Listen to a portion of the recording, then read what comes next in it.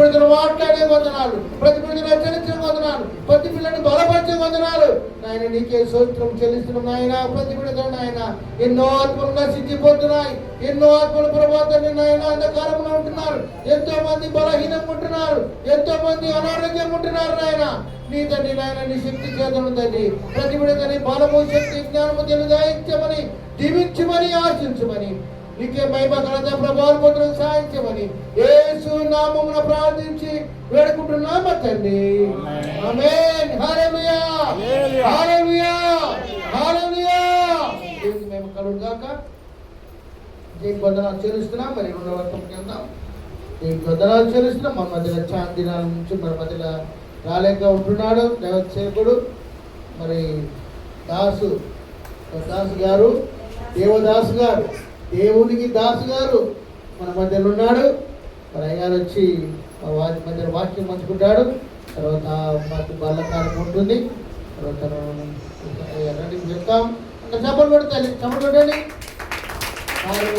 దాంట్లో వచ్చాడు. హల్లెలూయా, హల్లెలూయా, హల్లెలూయా. ఆ మాట వినబడుతుందా? వినబడుతుందా? మంచిది. దేవునికి స్తోత్రం.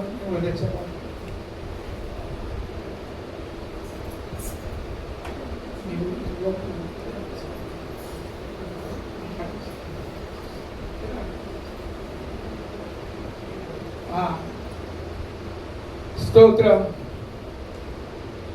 ప్రభు నామంలో మీ అందరికీ వందనాలు తెలియజేస్తున్నారు.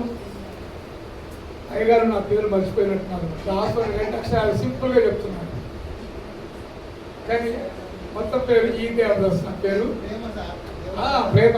Okay, right right. ప్రేమగా చెప్తున్నారు. ఎందుకంటే మొత్తం టిఫిన్ వచ్చుంటేనేమో మొత్తం పలికేవాడు, కొంచెం టిఫిన్ కూడా చేయలేదేమో.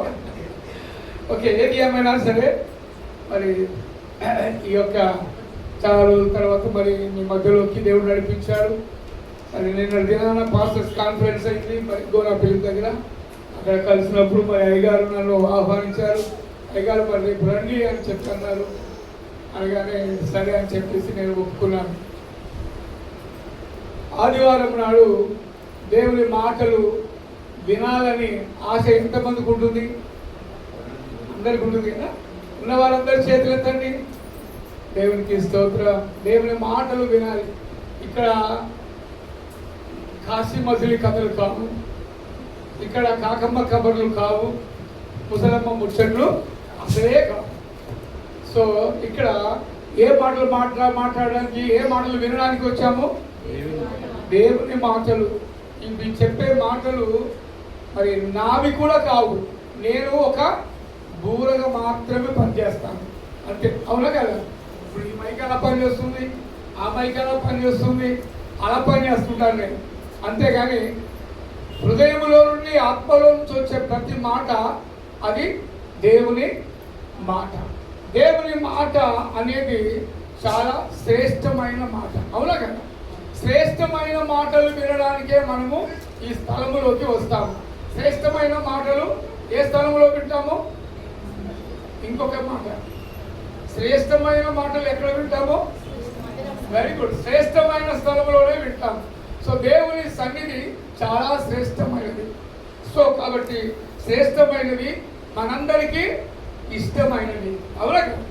సో కాబట్టి ఆ మాటలు మనం వినడానికి సమయంలో వచ్చాము. మరి ఎక్కువసేపు ప్రసంగం ఏం చేయలేము. టైం ఎంత అయింది గారు? ఇప్పుడు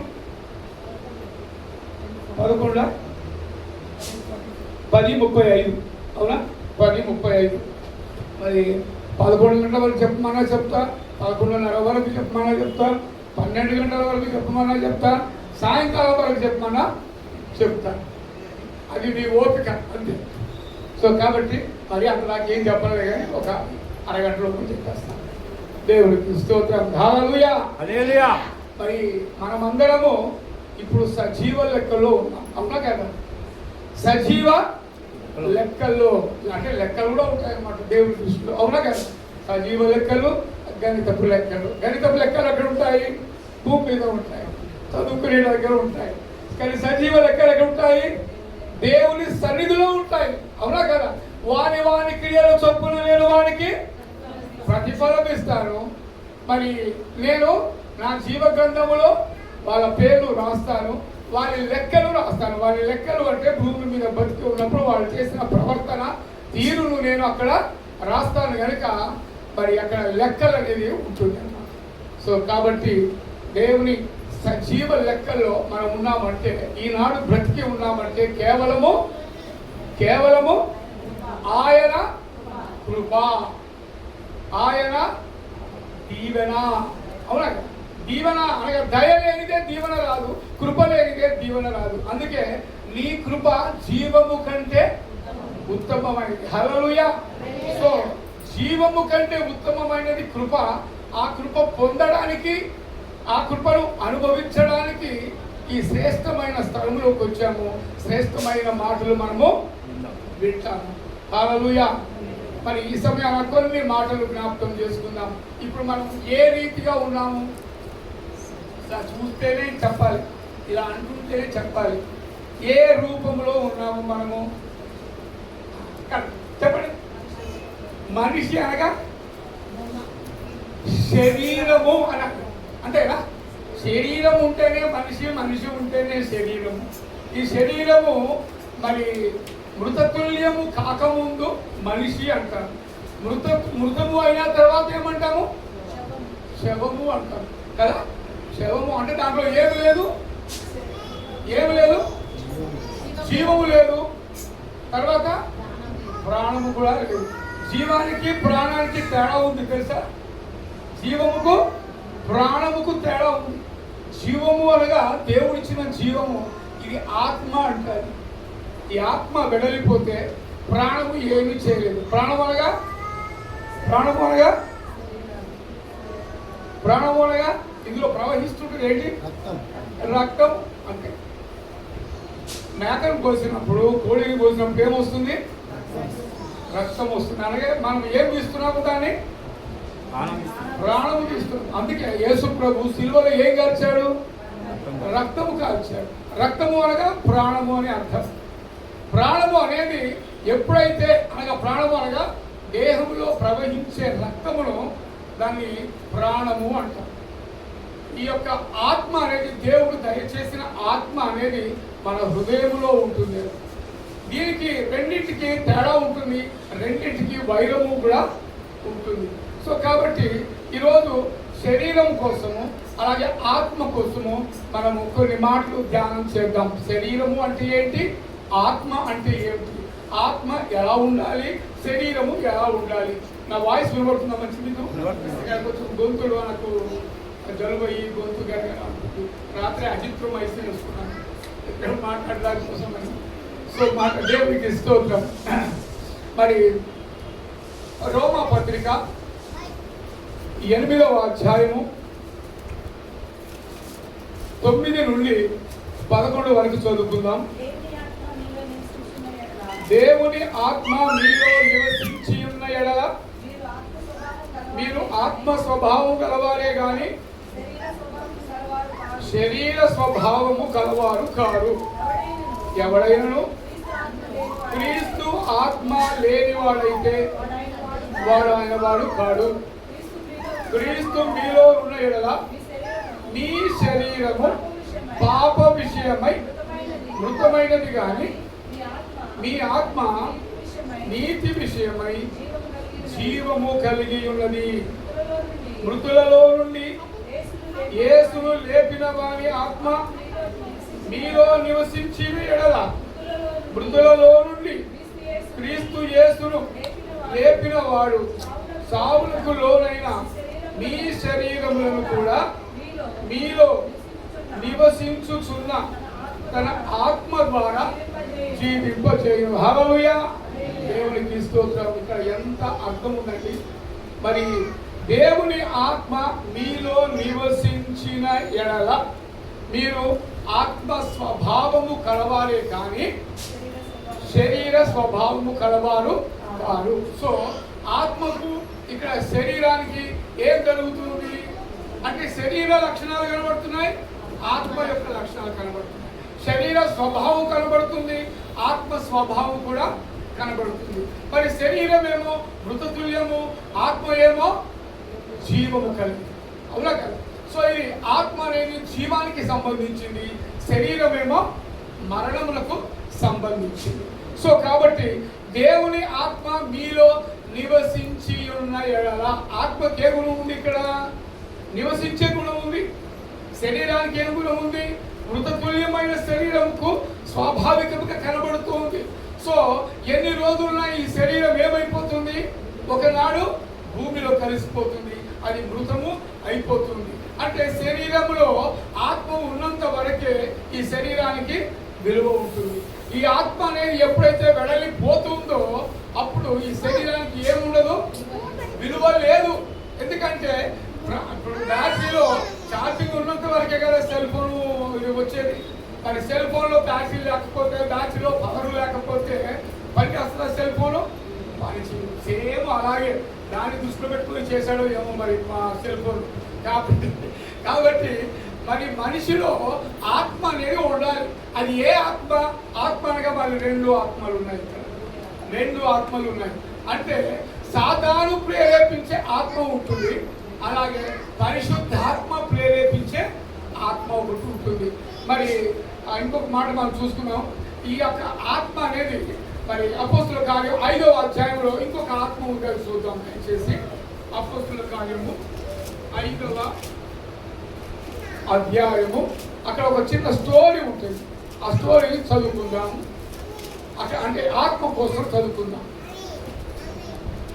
5వ అధ్యాయము అక్కడ 3వ వచనం నుంచి చదవండి. అప్పుడు పేతురు, అననీయా, నీ భూమి వెలలో కొంత దాచుకొని పరిశుద్ధాత్మను మోసపుచ్చకు సాతాను ఎందుకు నీ హృదయమును ప్రేరేపించెను. చూసారా, ఇక్కడ సాతాను హృదయమును ప్రేరేపించే ఆత్మ. అది ఏ ఆత్మ? అది సాతాను ప్రేరేపిస్తుంది. శాసనపద చర్చకి వెళ్తావులే అని చెప్పే ఆత్మ ఒకటి ఉంటుంది, అవునా కదా? ఆదివారం వచ్చేసరికి ఇంట్లోకి చుట్టాలు వస్తారు. ఆదివారం వచ్చేసరికి స్నేహితులు ఏదో డిన్నర్ ఉంది పోదాం రా అంటారు, ఫంక్షన్ ఉంది వెళ్దాం రా అంటారు.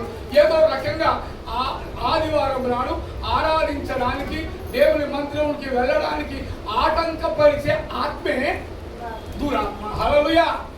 ఈ దురాత్మ నీలో ఉన్నప్పుడు నీ ఆలోచనలన్నీ దుష్ట ఆలోచనలుగానే ఉంటాయి.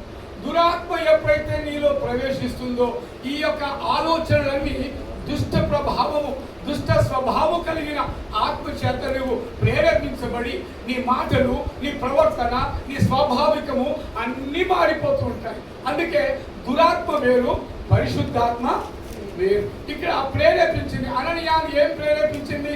సాతాను ప్రేరేపించినట్టుగా మనం చూస్తున్నాం. అంటే సాతాను ఏం చేస్తుంటది? దురాత్మలాగా పనిచేస్తూ దేవుని పనికి ఆటంకపరిచేవే సాతాను యొక్క ఆత్మ. అది ప్రేరేపణ. కాబట్టి అలాంటి ఆత్మ లేకుండా, శరీరములో నుండి అలాంటి ఆత్మ లేకుండా నీవు పరిశుద్ధాత్మకు నువ్వు ప్రిఫరెన్స్ ఇచ్చినట్లయితే, పరిశుద్ధాత్మ చేత నింపబడినట్లయితే, పరిశుద్ధాత్మకు నీవు లోబడినట్లయితే అది దేవుని చేత ప్రేరేపించబడిన ఆత్మ, అది దేవుని ఆత్మ. హల్లెలూయా. ఎవరైతే దేవుని ఆత్మ లేని వాడై ఉంటాడో వాడు ఎవరి వాడు కాదు? దేవుని వాడు కాదు. హల్లెలూయా. ఎందుకంటే మనము దేవుని సన్నిధిలోకి వచ్చినప్పుడు ఏ ఆత్మతో వస్తున్నాము? ఏ ఆత్మతో వస్తున్నాము?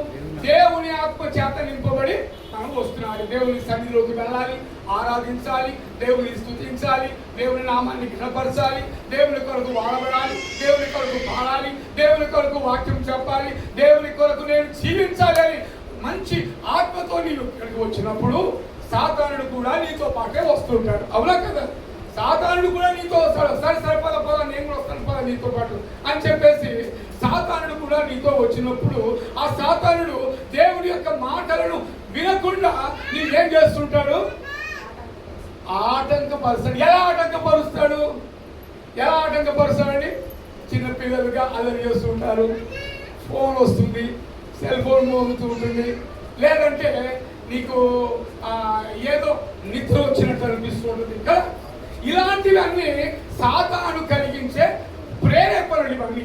సో మనిషి యొక్క మనసును డైవర్ట్ చేసేదే సాతాను యొక్క ఆత్మ.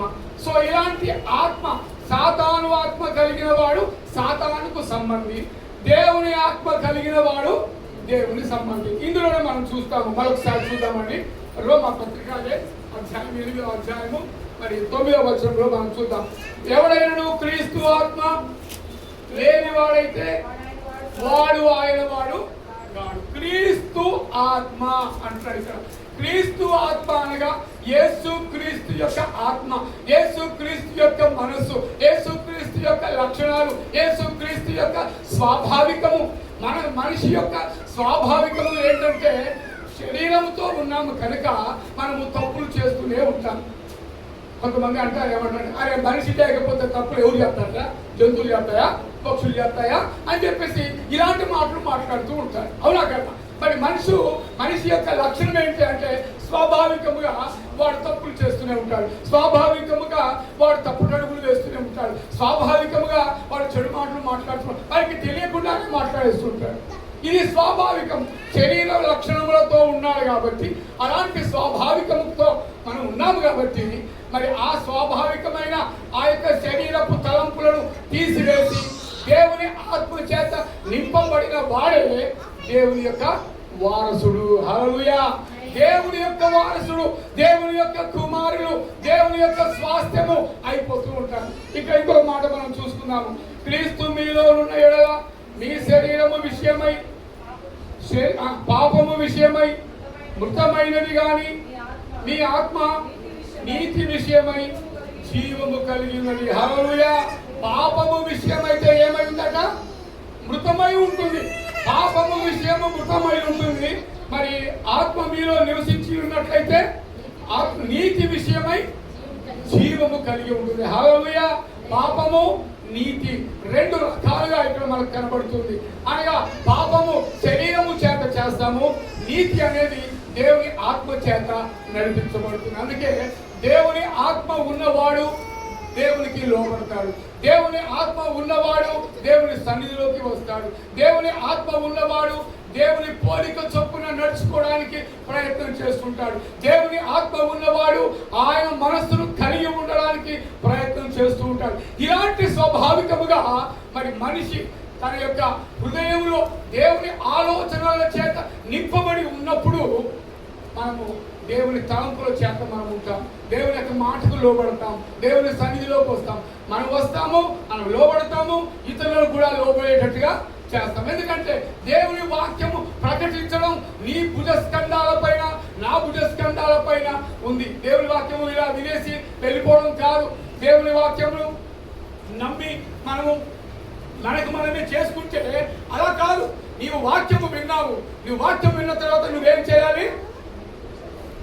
ఇతరులకు నీవు సువార్తను ప్రకటించాలి. అయ్యో నేను సువార్త ప్రకటించకపోయిన ఎడల ఎవరన్నారన్నమాట? అపోస్తులైన పౌలు గారు పలికారు. మరి మీరు పలుకుతారా? మనం పలుకుతామా? నేను శిలువ శ్రమను అనుభవించాలి, లేకపోతే శిలువ శ్రమను అనుభవించని వాడు క్రైస్తవుడే కాదు. నేను ఒక దగ్గర చదివాను. నిజమా కాదు? అది శిలువ శ్రమను అనుభవించాలి అని అంటే నువ్వు సువార్త ప్రకటించాలి. నువ్వు సువార్త ప్రకటించాలి అని అంటే నీపై ఎవడో కూడా అటాక్ చేయాలి. నువ్వు శ్రమలు అనుభవించాలి. అప్పుడే నీవు దేవునికి ఇష్టడుగా ఉంటావు. హల్లెలూయా! మరి ఇలా హతసాక్షులైన వాళ్ళు భూమి మీద ఎంతో మంది ఉన్నారు. రీసెంట్ గా కూడా మనము ప్రవీణ్ కూడా చూస్తాం కదా. మరి హతసాక్షి అయ్యాడు అంటే దేవుని కొరకు వాడబడి దేవుని కొరకు ప్రాణము విడిచిన వాడు మరి ఆయన శరీరము చేత మరి చనిపోయాడే కానీ ఆత్మలో ఆయన నిత్యము జీవిస్తూనే ఉంటాడు.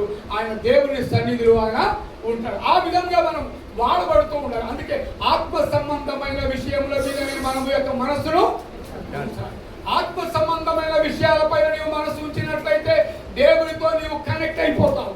దేవునితో కనెక్ట్ అయిపోయి దేవునితో మమేకమైపోయి దేవునితో నీవు సత్సంబంధము కలిగి ఉండి దేవుని చేత నీవు వాడబడుతూ ఉంటావు. హల్లెలూయా! మరి ఆ స్వాభావికమైన మనసు, ఆత్మకు సంబంధమైన మనసును నీవు ధరించుకోవడానికి నీవు దేవుని వాక్యము చేత నువ్వేం చేయాలి? దేవుని వాక్యము నీలో ఏమవ్వాలి?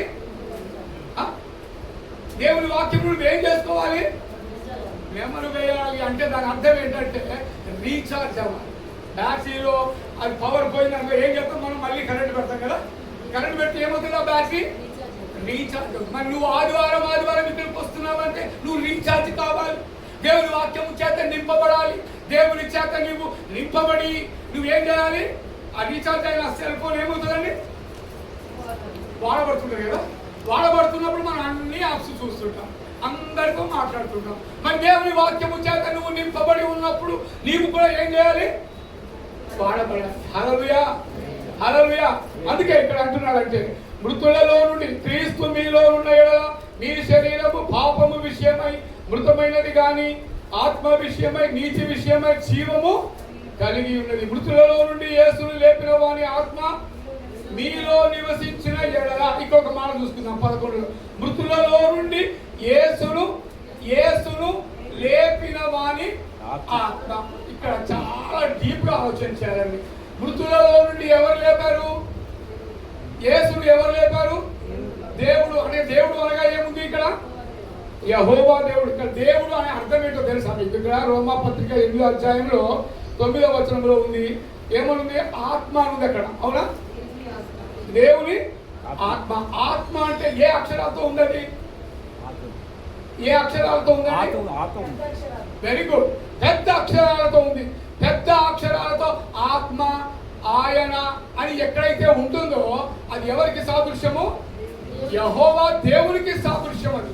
అందుకే దేవుని ఆత్మ అని అక్కడ రాయబడి ఉంది. కాబట్టి ఆత్మ మీలో నివసించి ఉన్న యెడల. ఆత్మ ఏం చేస్తుంది? నివసిస్తూ ఉంటుంది.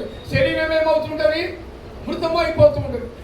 సో కాబట్టి ఆత్మకు శరీరానికి ఎప్పుడు కూడా ఏమవుతుంటది? వైరము, పోరాటము, యుద్ధము ఇవన్నీ జరుగుతూ ఉంటాయి. ఎన్నెన్నో మనం చూస్తుంటాం కదా. శరీరం ఏం చేస్తుంటది?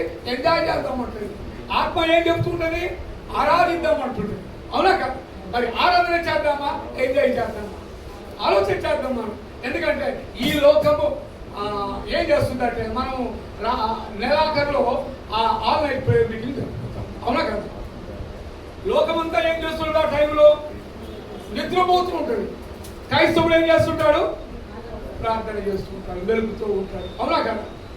అలాగే మన 1947 సమయంలో 1947, 50, 52 ఈ సమయంలో రౌండ్ టేబుల్ సమావేశాలు అక్కడ ఇంగ్లాండ్లో జరిగింది. రౌండ్ టేబుల్ సమావేశాలు జరుగుతున్నప్పుడు అంబేద్కర్ గారిని పిలిచారు. ఎవరు పిలిచారు?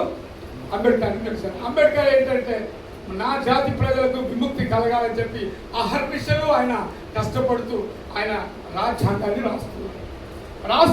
రాస్తున్నప్పుడు ఒక ఆయన వచ్చేసి ఈ అంబేద్కర్ దగ్గరికి వచ్చాడు. ముందు గాంధీ దగ్గరికి వెళ్ళాడు, తర్వాత సర్దార్ పటేల్ దగ్గరికి వెళ్ళాడు, తర్వాత నెహ్రూ దగ్గరికి వెళ్ళాడు. వాళ్ళందరూ చక్కగా నిద్రపోతున్నారు. వాళ్ళందరూ నిద్రపోతున్నారు. కానీ అక్కడికి వెళ్తే ఆయన నిద్రపోతున్నాడు, ఇక్కడికి వెళ్తే ఈయన నిద్రపోతున్నాడు. మరి అంబేద్కర్ దగ్గరికి అలా వెళ్దామని చెప్పేసి అంబేద్కర్ దగ్గరికి వస్తే అంబేద్కర్ రాస్తూ కూర్చున్నాడు, మెలుగుతో ఉండి కూర్చున్నాడు. ఎందుకు కూర్చున్నా? అయ్యా అందరి దగ్గరికి వెళ్ళి వచ్చాను, అందరూ నిద్రపోతున్నారు చక్కగా, నువ్వు మాత్రం ఎందుకు నీవు నిద్రపోకుండా ఏదో రాస్తున్నావు ఏంటి అని చెప్పేసి అడిగాడంట. అడిగితే అప్పుడు అన్నాడు, నా ప్రజలకు విముక్తి కలగలేదు, నా ప్రజలకు స్వాతంత్రము రాలేదు, కాబట్టి నేను వెలుగుతూ ఉన్నాను నా ప్రజల విముక్తి కోసం. మరి వాళ్ళందరూ నిద్రపోయారు అంటే ఆ ప్రజలకు అంటే ఆ ఉన్నత వర్గాల వారికి స్వాతంత్రం వచ్చింది కాబట్టి వాళ్ళు హాయిగా నిద్రపోతున్నారు. కానీ నా ప్రజలకు నిద్ర లేదు కాబట్టి, వారికి స్వాతంత్రము రాలేదు కాబట్టి నేను నిద్రపోకుండా నేను రౌండ్ టేబుల్ సమావేశానికి అటెండ్ అయ్యేది ఉంది కాబట్టి నేను రాజ్యాంగం రాస్తున్నాను నా ప్రజల విముక్తి కోసం. హల్లెలూయా. ఎందుకంటే ఒక్కడు దేశము యొక్క మన నిమ్న జాతి ప్రజల కోసం ఆయన మేలుకు ఉండి ఆయన స్వాతంత్ర్యం కోసం పోరాడాడు. కానీ యేసు ప్రభు మాత్రం మీరు మెలుగుగా ఉండి ప్రార్థన చేయడం చెప్తున్నారు. మనం దేశం కోసం ప్రార్థన చేస్తున్నాం, మనము ప్రపంచం కోసం ప్రార్థన చేస్తున్నాం, ప్రతి ఒక్కరి కోసం ప్రార్థన చేస్తున్నాం. మనం అందరినీ ప్రేమించాలని మనస్తత్వం కలిగి మనం జీవిస్తుంటాం. కానీ ఎదుటివాడు మాత్రము అలా జీవించాడు. కారణం ఏంటంటే వారి యొక్క అధికారం, వారి యొక్క అహంకారం వలన మరి ఆ విధంగా ఉంటుంది. కానీ ఇక్కడ మాత్రం ఏంటంటే ఆత్మ మీలో నివసించి ఉన్న ఆ ఆత్మ దేవుని ఆత్మయ్య ఉండవలనని ఇక్కడ చెప్తారు. ఆత్మకు నివసించే గుణం ఉంది, ఆత్మకు పోరాటం చేసే గుణం ఉంది, ఆత్మకు దేవునితో సహవాసం చేసే గుణం ఉంటుంది, కానీ శరీరానికి అలాంటి గుణం ఉండదు. అది ఎప్పుడు నిద్రపోదామా, ఎప్పుడు అలసిపోయానా, ఎప్పుడు నేను పడుకున్నామా అని చెప్పేసి ఇలాంటి ఆలోచనతో శరీరం ఉంటుంది. కాబట్టి శరీరానికి ఆత్మకు ఎప్పుడు పోరాటం కలిగినప్పుడు ఆ పోరాటంలో నువ్వు ఏ సంబంధివై ఉంటావు, ఆత్మ సంబంధిగా ఉంటావా లేక శరీర సంబంధిగా ఉంటావా ఆలోచన చేద్దాం. కాబట్టి ప్రియమైన దేవుని బిడ్డలారా, నిద్రపోకండి. ఎందుకంటే మనం నిద్రపోతున్నాం అనుకో సాతానుడు మనలో ఉండి నిద్రపుస్తూ ఉంటాడు, దేవుని మాటలు వినకుండా చేస్తూ ఉంటాడు. అలాంటి వాటికి మనము చోటివ్వక దేవుని మాటలకు చెవియొక్కి ఉండాలి. సో కాబట్టి ఇక్కడ ఏమంటున్నట్టే, క్రీస్తు యేసును లేపిన వాడు సావులకు లోనైన మీ శరీరములను కూడా మీలో నివసించుచున్న ఆత్మ ద్వారా జీవింపచేయు. దేవుని యొక్క ఆత్మ ఏం చేస్తుందంట? అది జీవింపజేస్తుంది. దేవుని యొక్క ఆత్మ ఏం చేస్తుందంట? మృతుల నుంచి సైతము లేపుతూ ఉంటుంది. దేవుని యొక్క ఆత్మ ఏం చేస్తుందంట? నిన్ను నన్ను బ్రతికిస్తూ ఉంటుంది. దేవుని ఆత్మకుండే లక్షణం ఏంటంటే బ్రతికించే స్వభావం ఉంటుంది. హల్లెలూయా. బ్రతికించే స్వభావం దేవుని ఆత్మకు ఉంటుంది. మరి నీలో ఆత్మ నువ్వు దిగజారుతూ ఉంటే సాతాను యొక్క ప్రేరణ వల్ల, సాతాను యొక్క ఆత్మ వల్ల, దురాత్మ వల్ల నీ శరీరం ఏమవుతుంటుందంటే దినదినము దిగజారిపోతూ ఉంటుంది. ఆత్మీయ స్థితిలో దిగజారిపోతే అంతకంటే దుర్లభమైన జీవితం మరొకటి ఉండదు. అందుకే ఆత్మీయంగా నీవు అభివృద్ధి చెందాలంటే నీవు దేవునితో నీవు సహవాసం చేయాలి, దేవుని బిడ్డలతో సహవాసం చేయాలి, జ్ఞానులతో సహవాసం చేయాలి, దేవుని సన్నిధిలోకి నీవు రావాలి, దేవుని మందిరంలో నీవు అనుదినము ఏడుస్తూ ప్రార్థన చేయాలి. కన్నీటి ప్రార్థన దేవుడు వింటాడని చెప్తున్నాడు. సో అలాంటి కన్నీటి ప్రార్థన మనకు కష్టాలు వచ్చినప్పుడు మనం చేస్తున్నామా? దేవుని ఆత్మతో నింపబడి ఉంటున్నామా లేక శరీరంతో ఏమిటో అయ్యేది అవుతుంటుంది అని చెప్పేసి తుడుచుకు వెళ్ళిపోతున్నావా? ఎలా ఉంటుంది మన ఆత్మీయ జీవితం? ఎలా ఉంటుంది మన యొక్క నీతి గల క్రియలు ఎలా ఉంటున్నాయి అని చెప్పి మనమే ప్రశ్నించుకోవాలి. ఎవరు ప్రశ్నించాల్సిన అవసరం లేదు, ఎవరు వేలెత్తి చూపాల్సిన అవసరం లేదు. దేవుని వాక్యమే నీకు వేలెత్తి చూపిస్తుంది. దేవుని వాక్యమే నీ ప్రశ్నకు నిన్ను ప్రశ్నిస్తుంటుంది. దేవుని వాక్యమే నీకు జవాబులు దయచేస్తుంది. కాబట్టి ప్రియమైన దేవుని బిడ్డలారా, మరి 13వ వచనంలో చూసుకున్నాం. 8వ అధ్యాయం 13లో ఒక మాట చూడండి దయచేసి. మీరు శరీరానుసారముగా ప్రవర్తించిన ఎడల చావవలసిన వారయుందురు గాని ఆత్మ చేత శరీర క్రియలను చంపిన ఎడల జీవించలేదు. హల్లెలూయా. శరీరం ఏం చేస్తుందంట?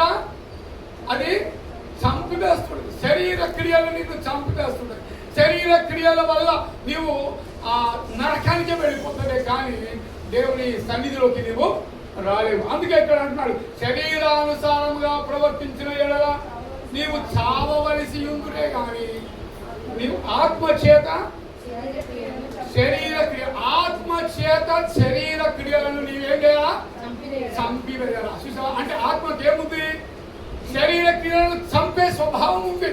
ఆత్మకి ఏముంది? శరీర క్రియలను దాన్ని నాశనము చేసే స్వభావం ఉంది. శరీర క్రియలను నీవు అనగదొక్కే స్వభావం దేవుని ఆత్మకు ఉంటుంది. మరి ఎవరికి నీవు స్థానం ఇస్తున్నావు, ఎవరికి నీవు ప్రాధాన్యత ఇస్తున్నావు, ఎవరిని నీవు అనుసరిస్తున్నావు అనేది మనమే ప్రశ్న వేసుకోవాలి. అందుకే ఆత్మనేమో జీవింపజేస్తుంది, శరీరమేమో మరణింపజేస్తుంది. కాబట్టి ఆత్మ శరీరము, జీవము నాశనము అనేది ఇలా రెండు రకాలుగా ఉంటున్నమాట. ఏ స్వభావంతో మనం ఉంటున్నాము, ఏది కలిగి ఉంటున్నాము, ఎవరితో స్నేహం చేస్తున్నాము, మనము సమాజంలోకి వెళ్ళినప్పుడు ఎలా మాట్లాడుతున్నాము, మన ప్రవర్తన తీరు ఎలా ఉంటుంది, మాదిరికరంగా ఉంటుందా లేకపోతే ఇంకో రకంగా ఉంటుందా, ఎలా ఉంటుంది? నీ నోటి మాటలు నీవు జాగ్రత్తగా నీవు కాచుకొను అని అంటుంది. నువ్వు బయటికి వెళ్ళినప్పుడు, ఇతరులతో మాట్లాడినప్పుడు నీ నాలుకతో నీవు పాపము చేయకుండా ఉంటున్నట్లు నీ నాలుకను ఏం చేయమంటున్నాడు? కాచుకోవాలి, దాచిపెట్టుకోవాలి. నీ నాలుకను హోల్డ్ యువర్ టంగ్ అంటారు ఇంగ్లీష్లో. అవునా కదా? Hold your tongue. ఎలా మాట్లాడుతున్నావు నీవు? నీ మాటలు, నీ హృదయంలో ఏమున్నాయో నీ నోటి ద్వారా పలుకుతుంటావు. అవునా కదా? హృదయంలో ఏముందో నీ నోటి ద్వారా నువ్వు పలుకుతున్నావు. అందుకే హృదయం నింపబడిన దాన్ని బట్టి నాలుక మాట్లాడుతుంటాడు. మరి నీ మాటలు ఎలా ఉంటున్నాయి? రుచికరంగా ఉంటున్నాయా లేక వ్యతిరేకంగా ఉంటున్నాయా? దేవునికి ఇష్టమైన రీతిలో మాట్లాడుతున్నావా లేక సాతానుకు లోబడి శరీరానుసారమైన స్వభావం కలిగి శరీరపు మాటలు మాట్లాడుతున్నావా? దేవుడు ప్రశ్న వేస్తున్నాడండి. ఆ ప్రశ్న మీకు మీరే వేసుకోండి. ఆ ప్రశ్నకు మీరే జవాబు బైబిల్లో వెతికితే దొరుకుతుంది.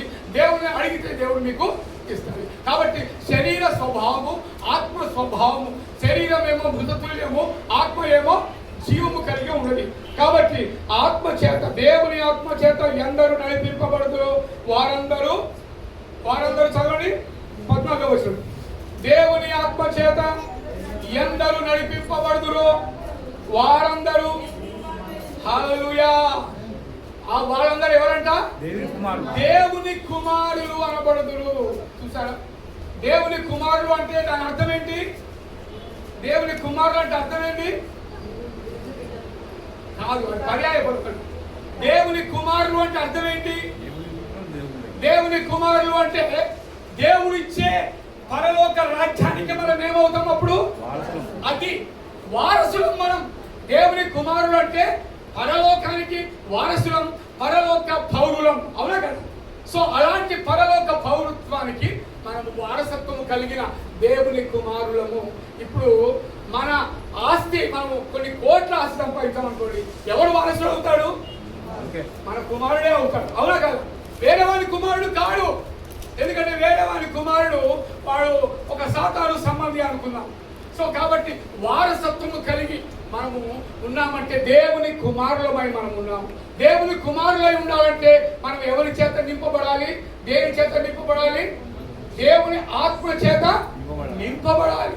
దేవుని ఆత్మ చేత ఎవరైతే, ఇక్కడ ఏమని చదవండి, దేవుని ఆత్మ చేత ఎందరూ నడిపింపబడుదురో వారందరూ దేవుని కుమారులై ఉందురు. హల్లెలూయా. మరి ఎవరి కుమారులై ఉన్నారు మీరు? ప్రశ్నలు వేసుకున్నాం, మనం అందరం వేసుకున్నాం. అందరికీ వర్తిస్తుంది ఈ వాక్యం. నేను దేని చేత నింపబడ్డాను? దేవుని ఆత్మ చేత నింపబడ్డానా, లేకపోతే దురాత్మ చేత నింపబడ్డానా? సాతాను ప్రేరణలో నేను ఉన్నానా, లేక పరిశుద్ధాత్మ ప్రేరణలో ఉన్నానా? దేవుణ్ణి మోసపుచ్చుతున్నానా, సైతాన్ని సంతోషపరుస్తున్నానా? ఎలా ఉంటుంది నా ఆత్మీయ జీవితం? ఎలా ఉంటుంది నా యొక్క మాటల తీరు? ఎలా ఉంటుంది నా ప్రవర్తన తీరు అనేది మనకు మనమే ప్రశ్నించుకుందాం. మనం ప్రార్థన చేసుకుంటే ఈ యొక్క వాక్యమే మనకు సమాధానము ఇస్తుంది. సో కాబట్టి శరీరము మృతతుల్యమైనది, ఆత్మ జీవము కలిగినది. యేసును మృతులలో నుండి లేపిన ఆత్మ అది దేవుని యొక్క ఆత్మ. అందుకే తండ్రి నీ చేతికి నేనేం అప్పగిస్తున్నాను అన్నాడు? ఆత్మను అప్పగిస్తున్నాను. ఆత్మ ఆత్మతో చెబుతుంది, ఆత్మ దేవునితో చెబుతుంది, కుమారుడు దేవునితో చెబుతున్నాడు. మరి చెబుతున్నప్పుడు కుమారుని మాట దేవుడు వింటాడు, దేవుని మాట కుమారుడు వింటాడు, అవునా కదా? ఎలా వింటాడు మరి చెప్పండి? దేవుని యొక్క మాటను కుమారుడు ఎక్కడ విన్నాడు చెప్పండి? ఎక్కడ విన్నాడు? ఎక్కడ విన్నాడు? పరలోకములోనే విన్నాడు. హల్లెలూయా. ఎక్కడ, ఎందుకు విన్నాడు తెలుసా?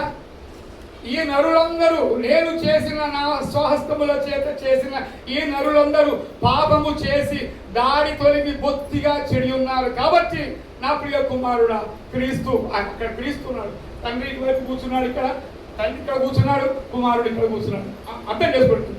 తండ్రి అనే యెహోవా దేవుడు ఇక్కడ కూర్చున్నాడు, కుమారుడు అనగా క్రీస్తు ఇక్కడ కూర్చున్నాడు. అప్పుడు